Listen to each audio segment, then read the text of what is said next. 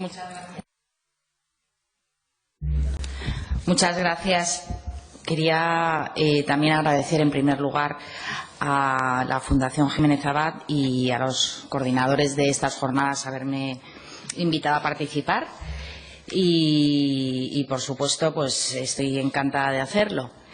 La verdad es que con la intervención de Carlos Fernández, pues poco queda que decir, porque nos ha hecho un repaso, la verdad que bastante exhaustivo, de cómo está el statu quo, ¿no?, de los sistemas electorales. Y en todo caso, pues bueno, voy a intentar centrarme en mis tres regiones que se me han encargado, que reconozco que en un principio estaba un poco perpleja porque no entendía muy bien si la idea era que yo relacionara estas tres regiones de alguna manera porque tenían algo en común o me tenía que limitar a describir cada caso por separado.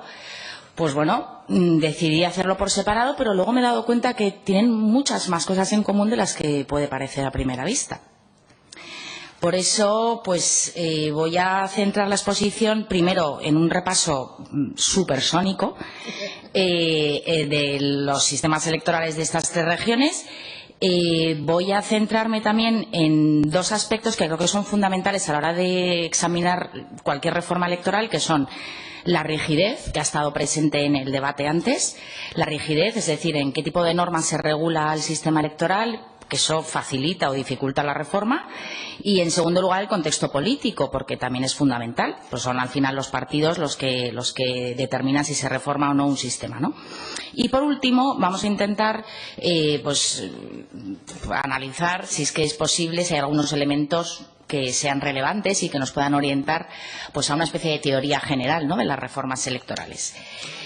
En principio, estas tres comunidades autónomas tienen muy poco en común. Sí que hay algunos rasgos que no son estrictamente políticos, pero son comunes. Por ejemplo, Asturias y Madrid son dos comunidades autónomas uniprovinciales. Castilla-La Mancha no, tiene 5 provincias. Sin embargo, el sistema de partidos de las tres comunidades autónomas, al menos hasta principios de los años 2000, era relativamente semejante, puesto que tenían un bipartidismo claro, con una tercera fuerza política que en momentos aparecía en el Parlamento, tenía representación, a veces no, a veces era decisiva para formar gobierno, a veces no, pero básicamente eran sistemas donde los dos principales partidos, el Partido Socialista y el PP, tenían pues el 80% de la Cámara casi siempre, ¿no?, cuando no el 90%. Y aparte de eso, pues hay un rasgo que les diferencia a estas tres regiones en cuanto a las reformas electorales. Y bueno, haciendo un poco de broma, ¿no?, llegando un poco a la caricatura, si se me permite, pues yo creo que Castilla-La Mancha sería aquella de la reforma compulsiva, Asturias sería la del quiero y no puedo, y Madrid sería una nini, o sea, ni quiero ni puedo, ¿no? Entonces, teniendo eso presente, vamos a ver cuál ha sido un poco la trayectoria de cada comunidad autónoma. Comenzando por Asturias, pues bueno, el sistema electoral asturiano está reflejado, pero muy sintéticamente, en su Estatuto de Autonomía. Allí solamente se dice que la ley electoral tiene que reunir la mayoría absoluta y que el número de diputados será de entre 35 y 45. Por lo tanto, deja al legislador un amplísimo margen de maniobra a la hora de determinar cuál es el sistema electoral. La ley electoral asturiana, pues lo que hace es que, como ha dicho Carlos Fernández, recoge en gran parte lo dispuesto en la disposición transitoria primera del Estatuto de Autonomía, de forma que, como suele suceder en estos casos, las decisiones que se toman en momentos fundacionales pues suelen ser al final determinantes, ¿no? El sistema quedaba entonces con un Parlamento de 45 miembros, dividido en 3 circunscripciones, siendo además Asturias, junto con Murcia, pues las dos únicas comunidades autónomas uniprovinciales que dividían su territorio. Y estas 3 circunscripciones tienen la característica de que hay una central, que es la que acapara la mayor parte de la población. La población de Asturias total es de 1.142.000 habitantes y la circunscripción central tiene casi 900.000. Por lo tanto, está el centro y luego las salas, Oriente y Occidente, siendo además la circunscripción de Occidente un poco más poblada que la de Oriente, ¿no? Estas 3 circunscripciones reciben escaños en función de un método de prorrateo pues muy similar al del Congreso de los Diputados. Hay un mínimo inicial de 2 y luego se reparte el resto en función de la población de acuerdo con la fórmula de restos mayores, ¿no? Luego, los escaños se distribuyen entre los partidos, entre las candidaturas, mediante la fórmula DONT. La barrera electoral en un principio estuvo en el 5% a nivel de comunidad autónoma y después en un 3% a nivel de circunscripción. Bueno, esto sería un poco la descripción del sistema electoral, ¿no? ¿Qué rendimientos tiene este sistema en Asturias? Pues para empezar, el prorrateo no es estrictamente proporcional a la población y por tanto pues hay una notable corrección territorial y se producen pues desigualdades en el valor del voto, ¿no? Evidentes. Hay una enorme diferencia entre la representación atribuida al centro y a las salas, y dentro de las salas está más sobrerepresentada Oriente que Occidente, ¿no? Por otra parte, si nos fijamos en la evolución, desde un principio la circunscripción de Oriente siempre ha tenido asignados 5 escaños, siempre, y la circunscripción de centro ha ido aumentando de 32 a 34 que tiene en la actualidad, y ha sido Occidente la que ha ido también disminuyendo de 8 a 6, ¿no? Desde el punto de vista de la representación política, hay, sí, distorsiones a la proporcionalidad. Tampoco son muy severas porque todo lo contrarresta la mega circunscripción de centro. Entonces, pues bueno, hay diferencias en el valor del voto que se dan en todas las convocatorias, pero desde mi punto de vista no son excesivas, ¿no? Pero sí que es verdad que hay una infrarrepresentación de las fuerzas políticas, sobre todo en las circunscripciones de Oriente y Occidente. El contexto político de Asturias, pues como he adelantado antes, es el de un bipartidismo imperfecto, porque ha habido gobiernos de mayoría absoluta en alguna ocasión, en un par de ellas, y si no, gobiernos de mayoría apoyados normalmente por Izquierda Unida.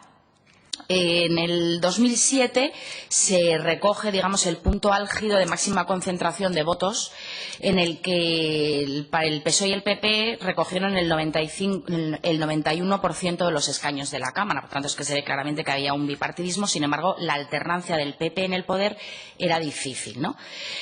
Es a partir del 2011 cuando se comienza a fragmentar un poco más el sistema de partidos y cuando los niveles de volatilidad del voto pues se hacen un poco más intensos, cuando aparece la necesidad de reformar el sistema, sobre todo por parte de Izquierda Unida, que hasta ese momento, la verdad, no lo había pedido nunca, y aprovechando la entrada de UPyD en el Parlamento. Entonces, la entrada precisamente de ese extraño que no había estado nunca en el Parlamento asturiano, pues es el que determina el inicio de una serie de reformas.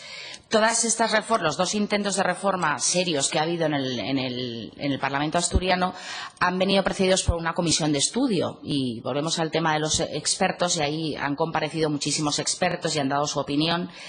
Y de esas comparecencias y de todas las sesiones en la comisión, pues se publicó después un dictamen con las propuestas en el año 2013, ¿no?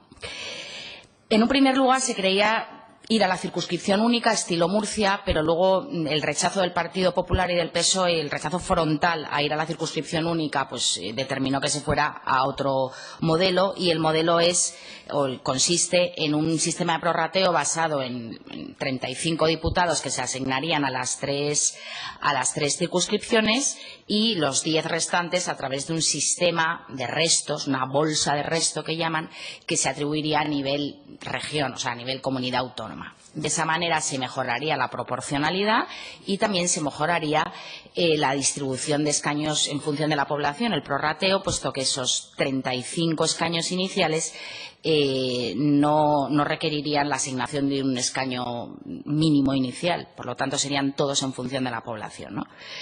Bueno, este modelo iba incorporado también con una apertura de listas, un modelo de desbloqueo de listas desbloqueadas, en el que el elector podría designar o mostrar su preferencia por hasta 9 candidatos, pero para tener en cuenta las preferencias de los electores era necesario que estas preferencias alcanzaran como mínimo el 5% de los votos o de los votantes de la candidatura, ¿no? Este sería el diseño más o menos de la propuesta de reforma electoral que llevan a la Junta General del Principado de Asturias el PSOE, Izquierda Unida y UPyD en ese año 2013. Junto a estas reformas estrictamente de sistema electoral se acompañaban otras medidas, pues por ejemplo, implantar el voto electrónico, establecer la posibilidad del voto anticipado, voto accesible para las personas con discapacidad visual, constituir una junta electoral propiamente de Asturias, ¿no?, de comunidad autónoma, incorporar los debates. Bueno, no me voy a extender mucho más, pero eran toda una serie de cuestiones adyacentes que no son estrictamente de sistema electoral y que iban en el mismo paquete de reformas, ¿no? El PSOE, ante la oposición frontal del Partido Popular, comenzó a dudar de las posibilidades de reforma, porque una de sus pretensiones era que esa reforma recogiera, si no la unanimidad, al menos pues una amplia mayoría de la Cámara. Y si no tenía digamos, al menos la abstención del PP, pues no podría llevar a cabo la reforma, y ante la falta de acuerdo decidió en el último momento votar en contra de la proposición de ley en la toma en consideración. Por lo tanto, esa reforma murió. Tras las elecciones del 2015, el panorama es prácticamente el mismo. El PSOE necesita apoyarse en un partido para gobernar. Otra vez es Izquierda Unida. Izquierda Unida vuelve a solicitar que es necesario reformar el sistema electoral para apoyar en la investidura, y en este caso se une Ciudadanos a ese grupo reformista. Presentan exactamente el mismo modelo de reforma que en la legislatura anterior, pero en este caso esas cuestiones adyacentes que comentaba antes se muestran con muchísimo más detalle, se regulan ya de manera bastante detallada. La proposición de ley pasa al trámite de toma en consideración y, por lo tanto, se presentan las enmiendas, y dentro de las enmiendas hay que destacar, pues bueno, como tres bloques, ¿no? El bloque de los reformistas, los que presentan la propia reforma, que mantienen, introducen alguna enmienda menor. El bloque que podemos decir que encabeza, ¿sabes?, Podemos, donde no interviene para nada en el modelo electoral, ni lo modifica ni lo suprime, pero incorpora nuevas exigencias también de cuestiones que no son realmente del sistema electoral, el régimen de incompatibilidades, la limitación de mandatos, etcétera. Y luego Foro y PP, que en ese momento pues lo que quieren es que se queden las cosas como están, volver a la circunscripción, a las 3 circunscripciones normales con el mismo sistema electoral, e incluso elevar la barrera del 3 al 5%. Así las cosas, pues es muy difícil que otra vez se pueda llevar a cabo un acuerdo, porque el PSOE sigue teniendo los mismos votos que en la legislatura anterior. Parece que puede cambiar un poco el panorama si Podemos finalmente apoya la reforma, pero esto es muy difícil porque después de analizar con los estudios jurídicos, con los servicios jurídicos de la Cámara, pues se han dado cuenta que algunas de estas cuestiones son de dudosa constitucionalidad, porque podrían invadir materias reservadas a la Ley Orgánica de Régimen Electoral General. Yo creo, desde mi punto de vista, clarísimamente el voto anticipado, y no estoy segura si el voto electrónico, la sustitución en algún caso como se pide de los diputados, y sobre todo pues ha caído esta reforma un poco en la decepción, porque se ha ido desinflando la emoción inicial, y con este varapalo pues desde el Gobierno han decidido esperar a ver qué dice la subcomisión de estudio que se ha constituido en el Congreso de los Diputados sobre el sistema electoral, y en función de eso pues avanzar en su caso en la reforma. Pero de momento parece que la reforma pues se ha vuelto a quedar en esa vía muerta como en la legislatura anterior. Respecto a Madrid, la Comunidad de Madrid, a diferencia de Asturias, regula el sistema electoral prácticamente con total minuciosidad en el Estatuto de Autonomía. La circunscripción es la provincia, el Parlamento tendrá pues tantos diputados como sea de conseguir un diputado por cada 50.000 habitantes o fracción superior a 25.000. No se dice nada de la fórmula, pero sin embargo se establece que la barrera electoral es del 5% en la circunscripción.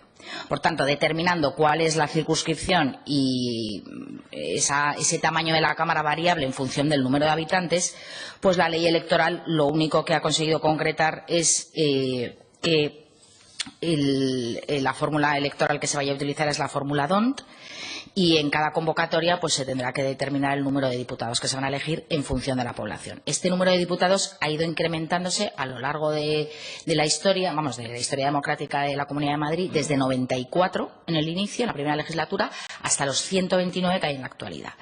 Claro, este crecimiento constante no va a parar nunca, porque Madrid es una de las comunidades autónomas que, hay oscilaciones, a veces no crece mucho, pero siempre crece.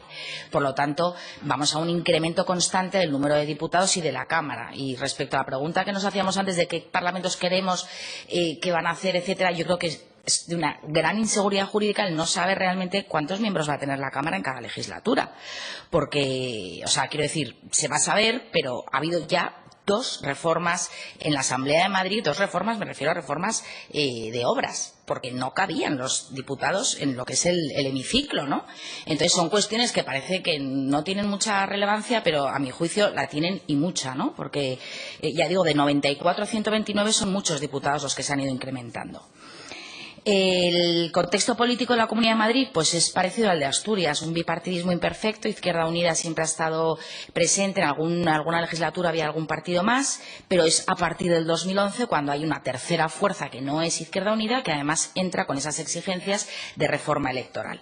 En ese momento es cuando se empieza a plantear por parte de los grupos políticos distintas reformas. Las reformas que se han planteado en la Comunidad de Madrid son realmente muy diversas. Por parte del Partido Popular se ha intentado una primera reforma en el año 2005 que presentó Esperanza Aguirre, que consistía en dividir la Comunidad de Madrid en 11 circunscripciones y desbloquear las listas. Pero claro, esa propuesta proviniendo del Gobierno, una propuesta ya delimitando ya los distritos electorales, pues evidentemente suscitó bastantes dudas y desconfianza por parte del resto de partidos, ¿no? Por la posibilidad de manipulación. Después, en el año 2013, se constituye una comisión de estudio y allí se debaten una serie de propuestas y el PP presenta la suya en forma de reforma al estilo alemán. Una reforma que consistía en dividir la Comunidad de Madrid en 43 distritos uninominales, que serían 1/3 de la Cámara, y los 2 tercios, y los 2 tercios siguientes en una lista pues de carácter proporcional.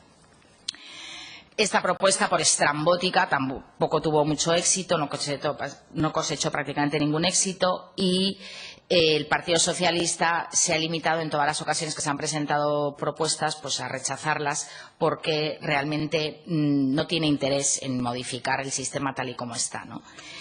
Tanto UPyD en la legislatura anterior como Ciudadanos en esta, pues el énfasis que ponen es en fijar ya de manera definitiva el número de diputados, normalmente en 100, y por eso pues a raíz del pacto de investidura con el PP de Ciudadanos, pues se ha podido presentar un proyecto de ley en el que se contempla, entre otras cosas, que el Parlamento, que la Asamblea tenga entre 80 y 100 diputados y establecer la posibilidad de que se divida el territorio en circunscripciones. Este proyecto, que se presentó en el año 2016, en concreto en mayo, pues ha quedado encallado porque parece ser que no hay voluntad política de llevarlo adelante. Es decir, el Partido Popular es consciente de que su pacto de investidura exige que atienda a las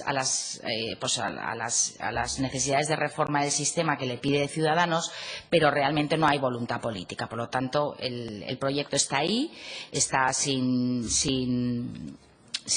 tramitarse desde hace ya más de un año y parece que en principio lo van a dejar de lado. Y por último, Castilla-La Mancha. Castilla-La Mancha, que es la reforma compulsiva, y de verdad que me voy a ceñir al tiempo, es una comunidad autónoma que ha registrado 5 reformas electorales. Entre las reformas de su Estatuto de Autonomía y las reformas de su ley electoral son prácticamente 5 reformas electorales. Como todos saben, porque no creo que es sabido por todos y no me voy a extender, las reformas de Castilla-La Mancha se han limitado exclusivamente a la distribución de diputados entre las circunscripciones electorales, al número de diputados que tiene la Cámara y a la distribución de los diputados entre las provincias. En todas las ocasiones, esa reforma se ha llevado al Tribunal Constitucional. Y en todas las ocasiones el Tribunal Constitucional ha declarado la constitucionalidad de esa reforma o bien ha inadmitido a trámite el recurso en cuestión. Pero llama la atención que todas las reformas se han acometido solo con los votos del Gobierno, de la mayoría, sin el apoyo de la oposición, y es la oposición la que acude al Tribunal Constitucional y termina convirtiendo en jurídico un problema que es esencialmente político. Yo creo que el Tribunal Constitucional ya en las últimas sentencias ya mostraba un cierto hartazgo de tener que decidir constantemente acerca del sistema electoral de Castilla-La Mancha, ¿no? Porque realmente obedecían estas controversias a un problema político realmente, no un problema jurídico. Y simplemente 3 fogonazos. Creo que es muy importante la rigidez. En Castilla-La Mancha no existen mayores dificultades de rigidez porque es mayoría absoluta para el Estatuto y para la ley electoral, por lo tanto es fácil reformar. En la Comunidad de Madrid hay una dificultad grande porque el Estatuto de Autonomía requiere 2/3 de la Cámara, por lo tanto, si no se unen los 2 principales partidos es imposible la reforma y es necesario reformar el Estatuto, dado que allí está toda la regulación. Y, sin embargo, en Asturias es muy fácil porque solamente hay que regular la ley electoral, pero por más que quieren, la distribución de fuerzas hace inviable la reforma si el PP y el PSOE no se ponen de acuerdo, dado que tienen un escaño de diferencia entre los 2 bloques, ¿no? Entonces es muy difícil a veces llegar a un acuerdo.